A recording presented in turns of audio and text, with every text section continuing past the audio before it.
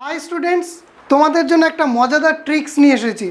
তোমাদের সকলের মনে একটা ডাউট রয়েছে, ডু মেন ভার্ব না হেল্পিং ভার্ব, কোথায় হলে মেন ভার্ব, কোথায় হলে হেল্পিং ভার্ব। চলো দেখা যাক। ডু যদি সেন্টেন্সের প্রথমে বসে আর শেষে যদি কোয়েশ্চেন মার্ক হয় তাহলে এই ডুটা হয়ে গেল হেল্পিং ভার্ব। আর ডু যদি মিডিলে বসে আর শেষে যদি ফুল স্টপ হয় তাহলে সেটা হয়ে যাবে মেন ভার্ব। ডু যদি সেন্টেন্সে প্রথমে বসে আর শেষেও আবার ফুল স্টপ রয়েছে তাহলে সেটাও মেন ভার্ব। কোন ধরনের সেন্টেন্সে? ইম্পারেটিভ সেন্টেন্সে। তাহলে বোঝা গেল তো, কনসেপ্ট ক্লিয়ার। এরকম ছোট ছোট ক্লাসগুলো পেতে হলে আমার শর্টসগুলো অবশ্যই ফলো করবে। হাই স্টুডেন্টস, তোমাদের জন্য একটা মজাদার ট্রিক্স নিয়ে এসেছি।